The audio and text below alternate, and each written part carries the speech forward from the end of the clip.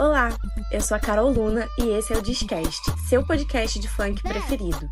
No episódio de hoje vamos conversar com a psicóloga Aline Cecílio e com o cantor e Pocket, também formado em psicologia. Vamos debater temas como cultura, identidade, gênero e territorialidade. Vem com a gente expor a cena.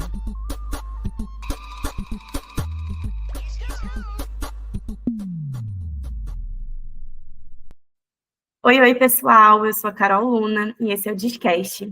Eu estou aqui com a Aline Cecílio e com Pocket. A Aline, ela é nascida no Rio. Hoje ela se apresenta como uma mulher migrante interna que já vive em deslocamento desde os 3 anos de idade. É formada em psicologia pela UFAL, com as seguintes pesquisas: música, negritude e política, arte e resistência na produção musical de cantoras negras e tráfico de pessoas negras brasileiras e o trauma da memória ancestral. Já Pocket é cantora, compositora e atriz. É de Cuiabá, mas está no Rio desde 2020. Faz parte do Estúdio Funk, projeto da Fundação Progresso, e é formada pela psicologia pela UFMT e em teatro na ETEC de Artes de São Paulo. Queria conversar com vocês sobre funk, sobre debate de gênero, falar também sobre cultura, identidade, e eu queria que vocês se apresentassem. Olá, gente, boa tarde. Um prazer estar com vocês. Eu me chamo Aline, né, como a Carol trouxe, eu tenho 24 anos, eu sou psicóloga e no momento eu atuo na clínica. Na universidade eu acabei caminhando, né, pela pesquisa, enfocando nas relações étnico-raciais, em corporeidades negras, também pesquiso sobre migrações, né, tráfico de pessoas, porque isso tudo me constitui também como eu sou. A música também, ela veio entrando e veio atravessando esse meu caminho acadêmico e também como pessoa. É um prazer estar aqui com vocês hoje. Oi, gente, boa tarde. Eu sou a Pocket. Obrigada pelo convite. Carol, um prazer estar aqui. Eu tenho 29 anos, sou natural de Cuiabá, Mato Grosso. Me formei em psicologia lá na UFMT, né? Então passei boa parte da minha vida lá. Me formei em 2018. Assim como a Aline, também sou pesquisadora de relações étnico-raciais. Minha clínica, ela é etnocentrada também, então eu faço psicologia clínica até hoje.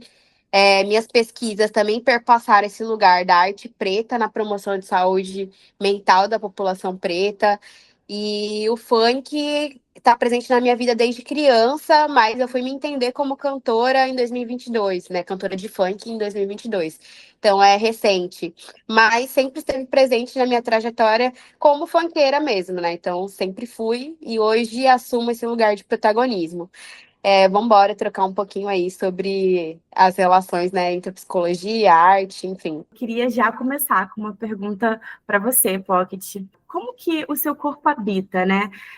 Sendo, inclusive, uma pessoa não binária, e como ele habita como funkeira e psicóloga? É um desafio, né? De início, para mim, era um grande tabu. Eu tinha muita dificuldade de entender a nuance entre uma coisa e outra, e eu percebo que era muita reprodução da censura mesmo, uma reprodução de uma lógica até cristã, diria, né? Então, eu tinha muita dificuldade de me permitir dentro do funk. Hoje eu escrevo proibidão, sabe? E para mim é muito fácil escrever. Eu gosto de escrever, é humor, eu dou risada. Eu crio outros personagens, outras situações, ou situações de amigas e escrevo. Então, para mim é muito natural.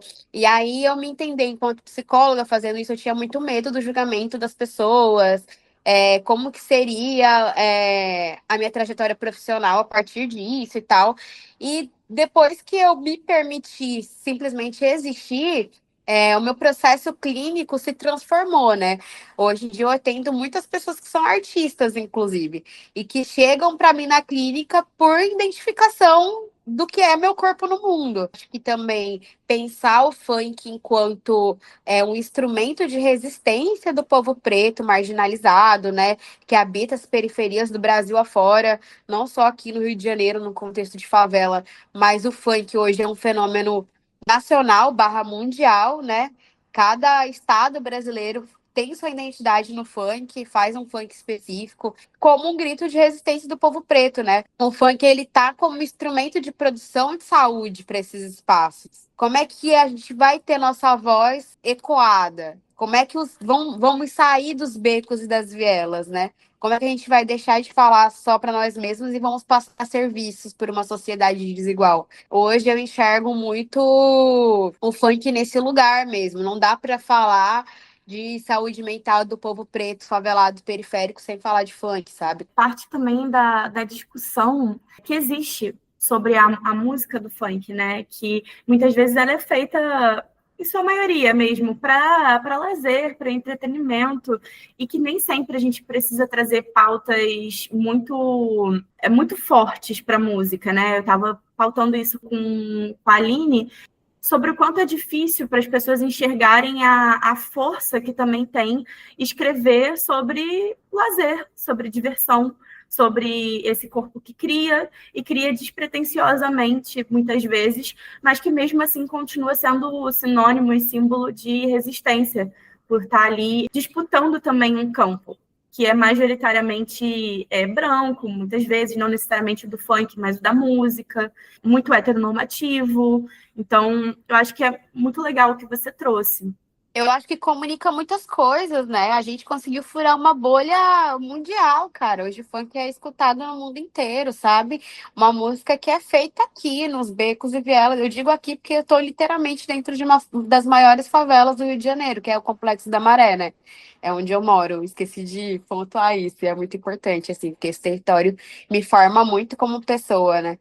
E, assim, de fato, a gente esquece que o povo preto precisa habitar em alegria, em prazer, sabe? É como se fosse proibido a gente existir nesses lugares. E por isso também o funk é tão marginalizado, né? Assim como o samba. Existiu aquela lei anti-vadiagem e tal. Eu acho que é a mesma lógica do que acontece hoje, né? Essa CPI do pancadão e tal, essa perseguição que o funk sofre é para, de fato, castrar a liberdade do povo preto existir enquanto alegria, enquanto lazer, enquanto prazer, enquanto liberdade sexual, sabe? A gente tem que falar sobre as nossas dores, com certeza. É importante falar politicamente sobre as nossas mazelas, reivindicar políticas públicas, mas é também importante a gente reivindicar o lugar de ser e existir dentro do que nos proporciona alegria, diversidade, prazer, diversão, porque é o que somos, né? Na verdade. É o que a gente é. Tentaram nos dizimar, tentaram nos massacrar de todas as formas ao longo dos séculos, mas estamos aqui não só resistindo, mas nos reproduzindo e nos divertindo com isso, sabe? A gente consegue transformar as dores em alegria. E esse poder, essa magia, ela é extremamente ofensiva para o sistema. Isso, não, vocês falando, eu fiquei pensando, né, que era algo que a gente também discutia muito na pesquisa, que inclusive falar, escrever, cantar, enfim, né, sobre o que a gente quiser. Acho que às vezes em relação a corpos negros tem muito disso das pessoas esperarem da gente sempre trazer certas determinadas pautas, né, e a gente vai trazer o que a gente quiser, porque a gente existe. Eu acho que a música, o funk, a arte é também um lugar para a gente, sabe? Um lugar para a gente existir enquanto um corpo livre. E eu acho que abordar essa pluralidade assim mesmo de temas, eu acho que isso também é desobedecer assim uma lógica colonial mesmo que aprisiona pra caramba. Então acho que o funk, né, a música, ele também traz muito esse lugar mesmo de pluralidade, porque nós somos muitos, nós somos diversos. É isso. E aí eu queria entender como que a música impactou na construção da identidade de vocês. Cara, na verdade, assim, eu não consigo me imaginar sem, né? Eu não sei nem dizer onde foi que começou, porque como eu falei no início, eu sou funkeira de fato desde criança. E aí a gente pensando, né, num contexto de Cuiabá, Mato Grosso, é bem desafiador. Mas a minha família sempre foi uma família muito transgressora, eu diria, sabe? A gente sempre consumiu muito cultura popular de massa. Então, a música cuiabana de massa é o lambadão. Então, a gente consumia isso dentro das nossas casas. E a minha família era muito apaixonada pela música baiana, né? Então, fez muito parte da minha construção também. Então, sempre teve músicas de duplo sentido e tal. A gente ria, brincava. E eu sempre entendi um pouco as coisas, desde novinha, sabe? Minha família sempre teve uma educação sexual muito forte, assim, pra mim. Minha madrinha, minha tia sempre me ensinaram no português rasgado mesmo, como eu deveria me cuidar do meu corpo. E a gente ouvia Furacão 2000, tinha acesso àqueles DVDs e tal. Meu tio também gostava muito, meu tio é carioca e morava lá, então também acessava o Furacão 2000 e tal. Então, isso é muito natural para mim. E aí, depois de tempo, você vai indo para a escola, você vai conhecendo outros coleguinhas, outras realidades, vai sofrendo uma pressão social, né? Foi uma época, a época dos emos, por exemplo. A galera, eu tinha vergonha de falar que eu era funkeira, porque era feio ser funkeiro, entendeu? Vocês tinham que gostar de banda indie, rock, não sei o quê. E aí eu escutava também. Foi um período que eu consumi algumas bandas de rock, assim, Guns N' Roses, enfim, uma galera aí, System of a Down. Ah, eu consumi essas coisas também. São coisas que fazem parte da minha história, da minha construção de quem eu sou hoje.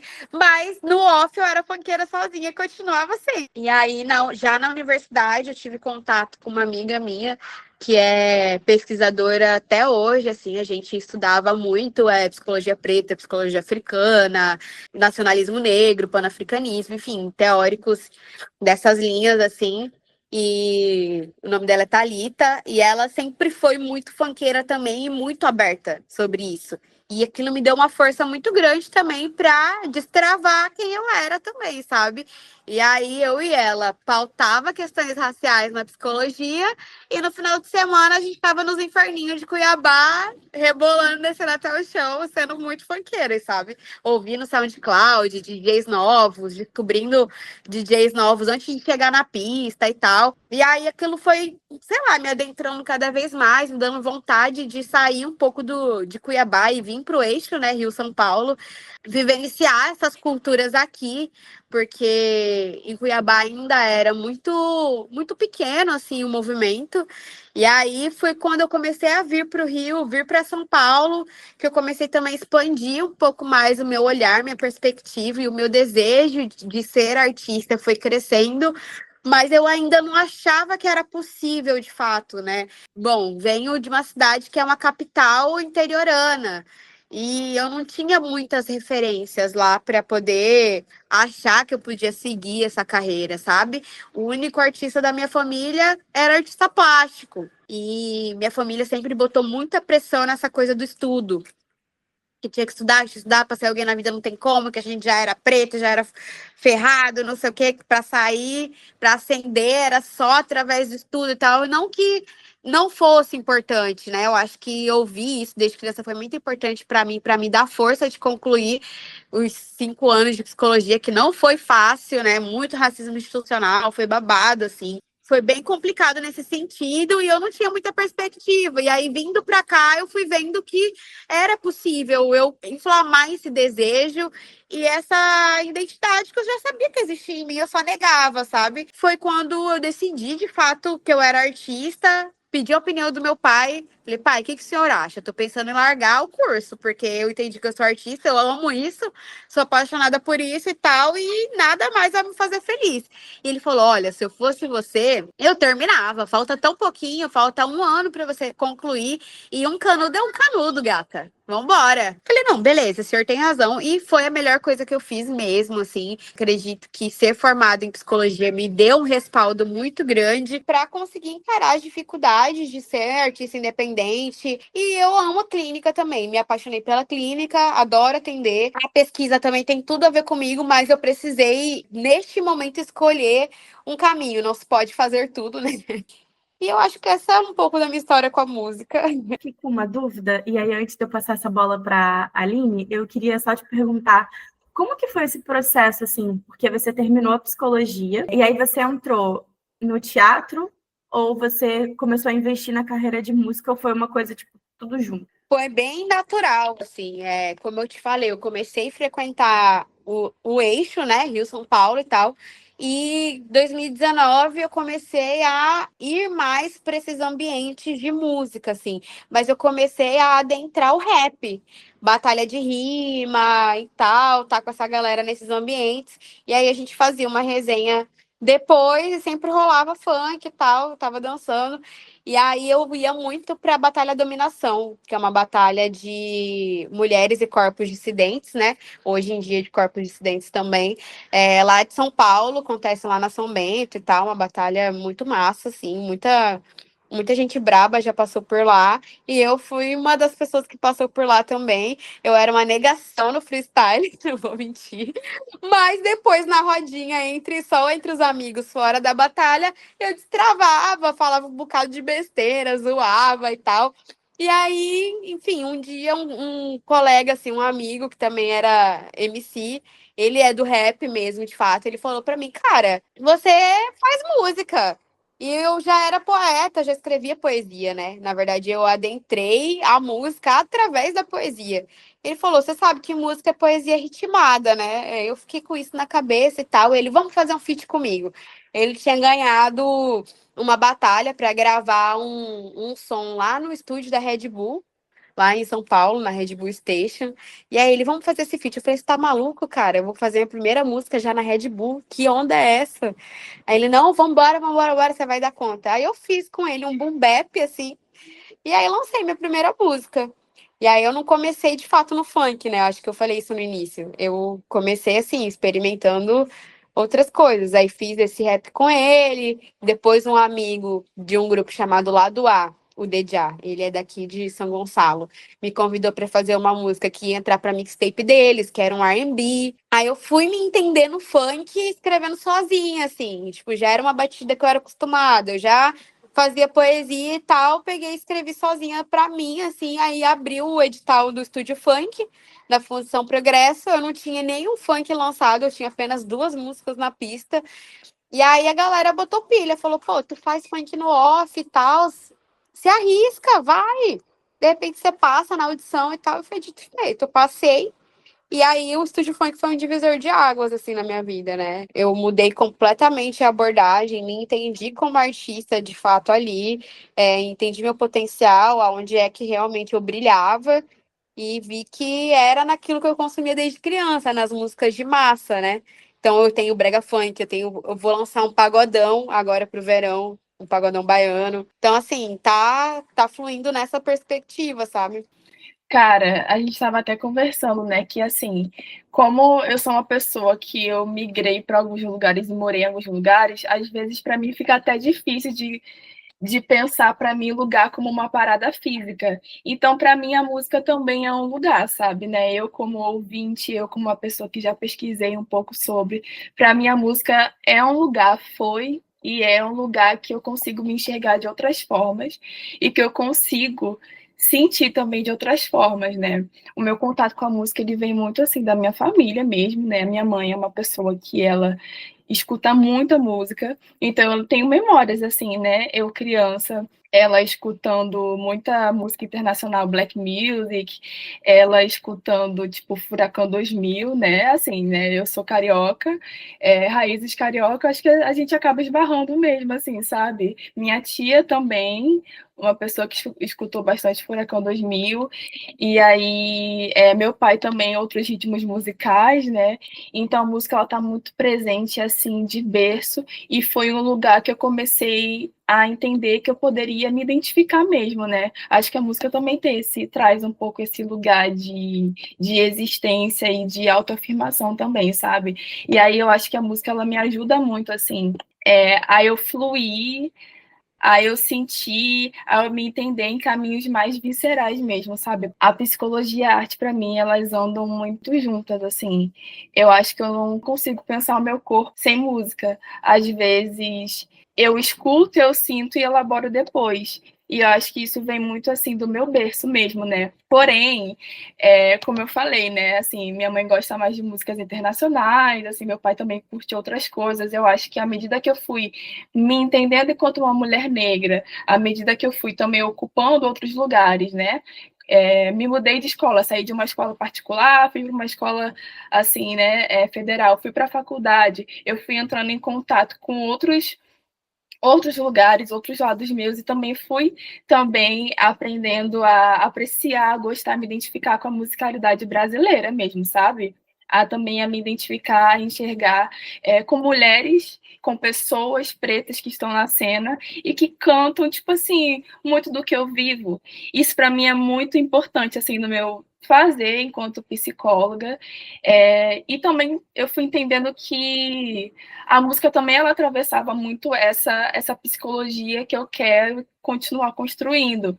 Então eu fui aprendendo também a me enxergar de outra forma, a me enxergar enquanto uma mulher que tem muitos desejos, uma mulher que não precisa ser uma coisa só, né? Quem disse que eu preciso ser uma coisa só? Fui aprendendo também a me identificar com pessoas que são parecidas comigo também. Eu acho que a arte ela traz um pouco disso e acho que eu também fui e tô assim, descobrindo meu lugar no mundo, me sentindo confortável também em habitá-lo, muito também por conta das coisas que eu escuto, sabe?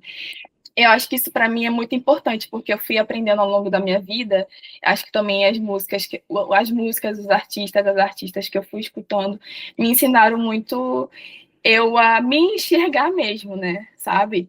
Então, acho que a música, ela traz esse lugar para mim, né? A música para mim também é um território, né? E como a gente estava falando um pouco antes, um território que que também traz disputas, né? E aí eu acho que ao longo da minha vida eu fui inclusive questionando as pessoas que eu estava ouvindo, sabe? Tipo, questionando as pessoas que eu costumava ouvir.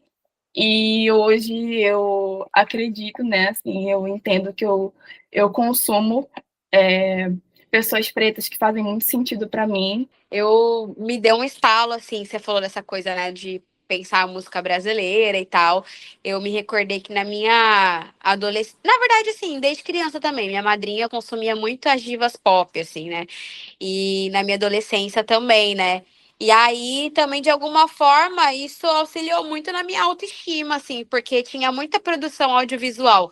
E produção audiovisual era mais gringo que fazia mesmo, na época, porque era uma coisa cara, né? Então, você só via preto nesse contexto. Tipo assim, então. E aí, eu comecei a entender minha sexualidade a partir disso. Que eu comecei a me sentir atraída por outras mulheres e tal. E aí eu falei, gente, o que que eu tô sentindo? O que que tá vendo? Aí eu vi aquele clipe da Rihanna, naquela coisa, naquela tensão sexual com aquela Mona em Te Amo, né? E aí eu fiquei, gente, aquela música ali foi a virada de chave da minha sexualidade, sabe? Então, assim, a música tá em lugares muito importantes na minha trajetória, assim, como pessoa também. Pô, que eu ia falar exatamente isso, só que eu lembro claramente do clipe de Te Amo, porque, enfim, um marco. Eu lembrei também de Girls Like Girls, que nossa, a Aline sabe, a gente assistia clipe na casa de amigas, então, tipo, a gente ia para casa de uma amiga específica e ficava assistindo vários clipes. Eu lembro que quando eu assistia esse clipe, eu chorava de olhar assim. E eu não entendia exatamente por que eu estava sentindo aquilo, mas foi um marco também de eu entender que eu era uma mulher que gostava de mulheres, né? Então, a música tem isso, ela conta algo. Seja quando a gente canta sobre funktaria, por exemplo, faz a gente entender que, poxa, a gente também pode falar sobre sexo, sabe? Qual que é o problema de falar sobre sexo? E entender também que o nosso corpo ele tem desejo, né? E ele pode sentir desejo, seja um corpo feminino, um corpo não binário, o nosso corpo sente. E está no nosso jeito de falar. Falando agora um pouco mais sobre territorialidade, porque a Aline também trouxe essa perspectiva dela de ser uma mulher que já se mudou muito, né? Eu lembro da fase que você morou no Namíbia, por exemplo, que também foi maravilhosa, de descobrimento também muito seu.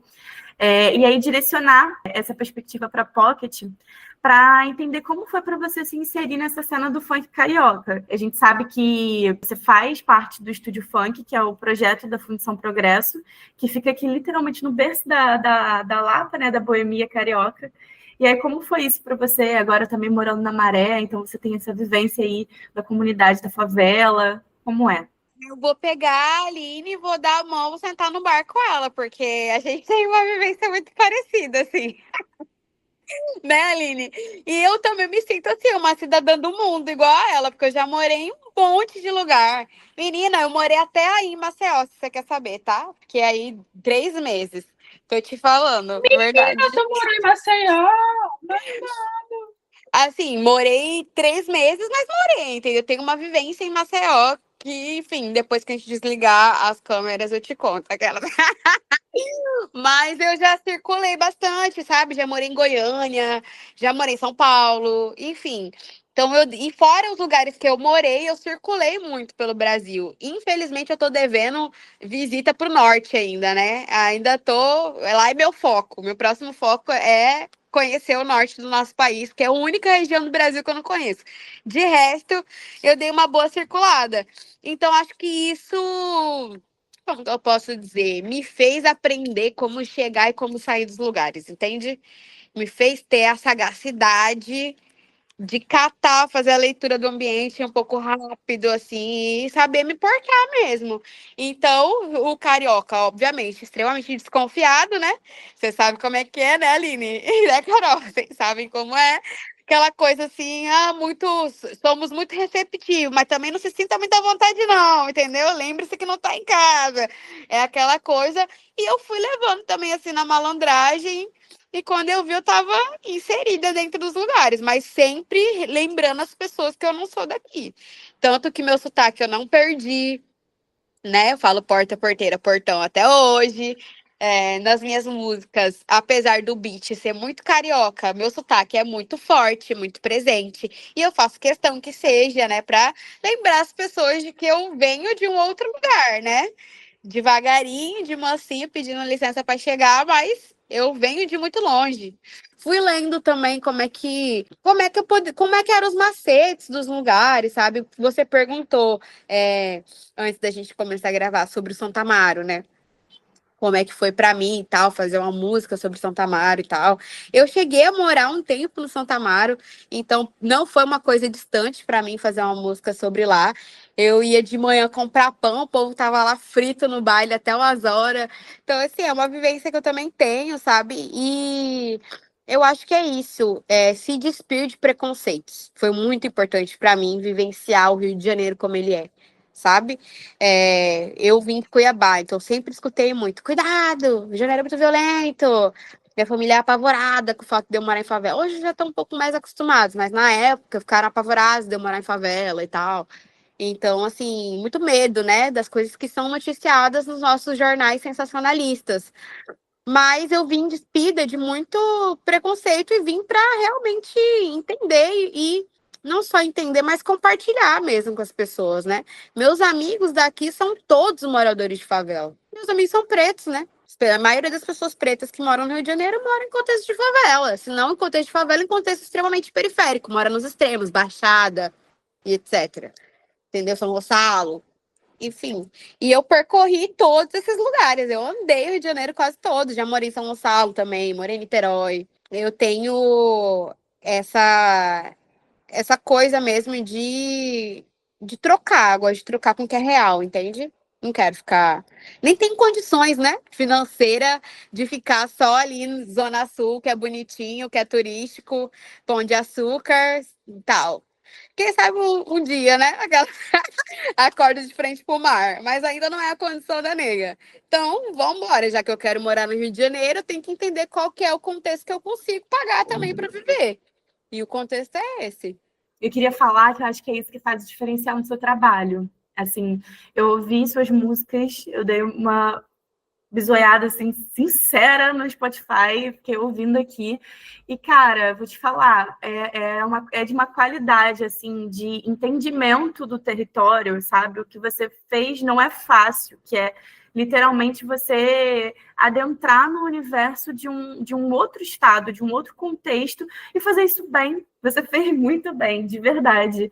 É isso, a minha música é o resultado do que o meu corpo experimenta e vivencia. E aí eu também queria levar uma pergunta para a Aline, para você contar mais sobre a sua escolha de trabalhar com música, negritude, política, o que te motivou a realizar essa pesquisa? Então, né, essa pesquisa ela foi uma pesquisa de iniciação científica, né, orientada pelo professor Marcos Ribeiro Mesquita, da UFAL, e aí, na verdade, junto com outras parceiras de pesquisa, né, Milena, Áurea, Náricla, e aí, assim, eu estava bem no comecinho da faculdade, eu já tinha feito uma outra pesquisa junto com esse professor e as outras colegas, que a gente pesquisou sobre mídias digitais, negritude e YouTube, né, mais especificamente.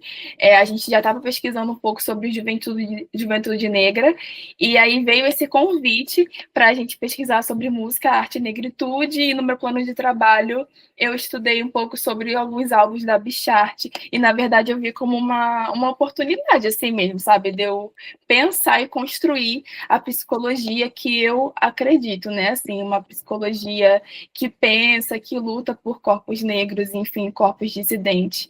E aí eu vi nesse projeto uma oportunidade assim da gente discutir, resgatar sobre essas questões de ancestralidade mesmo, da valorização da nossa ancestralidade, da nossa memória, de também entender o que essas cantoras, né? No caso, a gente estudou sobre cantoras negras brasileiras, do samba, da MPB, do rap, elas estavam contando nas suas músicas, né, que muito eram sobre suas vivências e sobre imaginação também, assim, sabe? Sobre possíveis vivências, e fui entendendo que isso era algo muito importante, que eu me identificava também, né, com muitas das coisas que estavam sendo ditas, e também isso era importante também para a psicologia dar de cara, assim, também, sabe? Eu entendi muito como uma provocação, não só a psicologia, mas também a mim mesma, porque eu ainda não estava muito inserida em alguns debates, assim, né? Eu costumava muito pesquisar, assim, né, sobre corpos, mas corpos heterossexuais, enfim, aí eu comecei a me sentir, assim, provocada, e aí acho que foi um pouco disso, né? A gente teve um ciclo de 1 ano e fomos discutindo, né? Pegando referências também de pessoas negras para discutir também esses atravessamentos, né, dos nossos corpos, junto com as músicas, junto com os álbuns, e para mim foi algo muito importante que, na verdade, moldou, assim, né, o trabalho que eu faço hoje, como eu penso minha clínica, e quando eu penso em psicologia, psicologia para quem, sabe? Enfim. Maravilhoso. E eu queria jogar essa bola também para Pocket para entender com você por que o funk. No meu caso, assim, em particular, não teve como não ser o funk, assim. Eu entendi que era onde minha estrela brilhava mesmo, sabe? Onde eu tinha facilidade em compor, onde eu tinha facilidade em trocar com outros artistas do gênero. Era o que eu consumia já, né? Era o que sempre estava no meu fone. E funk do Brasil inteiro, sempre escutei brega funk, funk de São Paulo, funk do Rio. Nunca fui de me prender, porque eu moro aqui, vou escutar só. Não, vira e mexe, eu tô aqui no guarda-chuva da, da Oakley. Então eu gosto muito, assim, né, do funk no geral. E meio que faz parte de quem eu sou desde sempre, assim. Eu só tive o reencontro comigo mesma, né? E a coragem de assumir o protagonismo do movimento mesmo, fazer parte do protagonismo do movimento, né? Digo. Porque antes eu tava mais como público mesmo, espectador, ouvinte, etc. Para eu passar a ser uma das pessoas que produz funk no Brasil, foi um passo babado, assim, adiante de reafirmação de quem eu sou mesmo. E isso, vou te falar uma coisa, mexeu até na minha autoestima, tá? Eu sou outra pessoa após fazer funk. Me acho muito mais, uma pessoa muito mais bonita, uma pessoa muito mais poderosa, consigo me afirmar muito melhor nos espaços, tenho uma direção muito maior de quem eu sou mesmo, assim. Eu acho que era o que estava faltando como reafirmação de uma identidade, sabe? Era aquela partinha ali que tava um buraco, e aí chegou o funk e preencheu, assim. Então, eu acho que eu não existo enquanto ser artístico mais sem o funk. posso até fazer outros gêneros musicais, porque eu sou bem eclética, assim, né? No que eu ouço, até no que eu consigo escrever. Tenho outras coisas escritas, composições que ainda não foram para pista, tipo afrobeats, sertanejo, enfim. Posso ir para... É babado, né? Eu posso ir até para Nossa, outros gêneros. adoro Afrobeat. Meu Eu Deus, que amo também, delícia. mulher. Amo um brega. Meu sonho é fazer um brega um dia. Vai vir, sabe? Vai vir aí. Outras versões da pop. Mas o funk sempre vai ter o lugar dele, sabe? Eu sempre vou ser conhecida por esse lugar.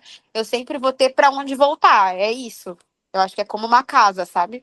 Eu achei incrível a sinergia de vocês duas, entendeu? Porque eu acho que uma coisa que vocês compartilham é essa fluidez que eu acho que tem muito a ver como que o corpo de vocês funcionou ao longo dos anos, de terem se mudado tanto, terem percorrido tantos lugares.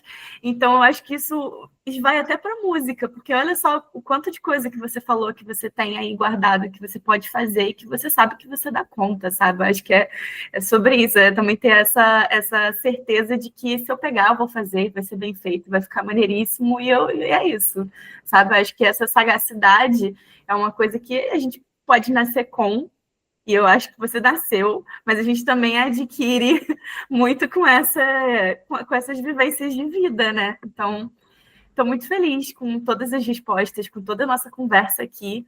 Eu acho que é um episódio que eu estava muito ansiosa para fazer, porque desde o início eu imaginei que vocês duas teriam coisas bem interessantes a se entrelaçar mesmo. Então, queria agradecer pelo espaço de hoje. Agradecer por tudo que vocês falaram, por você também ter contado sua história, Pocket, e a Aline também ter falado sobre todas as conquistas, sobre tudo que ela já viveu. E eu desejo que vocês só cresçam aí, tanto Pocket na música quanto a Aline na pesquisa, porque eu acho que vocês são super capazes e incríveis. E é isso, agradecer mesmo, deixar aberto também se vocês quiserem falar mais alguma coisa, divulgar Instagram, divulgar trabalho, trazer alguma novidade também que vocês estejam aí fazendo. Axé, obrigado, Carol. Obrigado, Aline. Eu amei te conhecer. Depois a gente troca contato, troca figurinha. É isso, gente. Meu Instagram é PocketOFC, P-O-C-K-E-T, OFC. É esse mesmo nome para todas as outras redes sociais, mas nas plataformas de streaming é Pocket com zero, né? Então é P0CKET, Pocket com zero. Princípio de tudo aí, início de uma jornada e, enfim, não existe um fim, né? Então, vamos lá, voltando para o início novamente. Então, tem todo um conceito, todo um pensamento aí. Minha próxima música, como eu falei para vocês, é o Pagodão Baiano. Espero que vocês gostem e ouçam muito nesse verãozão aí de meu Deus. Já tô com a bênção do canalha, o maridão de todas. Eu tô te falando, mulher. Eu mostrei a música pra ele, ele ficou passado, até rimou comigo. Mentira! Danley, garota! Menina, eu zerei o game! Eu tô feita! Juro pra você. Tô aqui contando em primeira mão pra vocês, que eu nem soltei esse conteúdo ainda. Mas vem aí, entendeu? Maridão comigo, me abençoando aí, me dando muito axé pra lançar esse pagodão.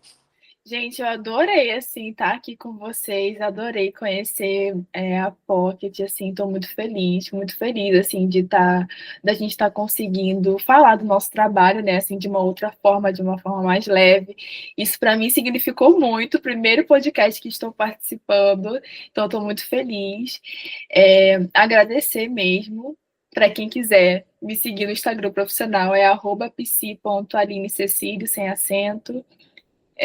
Vem aí mais coisas, espero no início do próximo ano também trazer mais novidades, assim, na luta aí com a vida acadêmica, vida profissional, mas eu acho que esses momentos, eles são muito bons, assim, acho que eles preenchem mesmo, sabe? E chegamos ao final do episódio. Te encontro aqui semana que vem, viu? Obrigada por ter ouvido até aqui.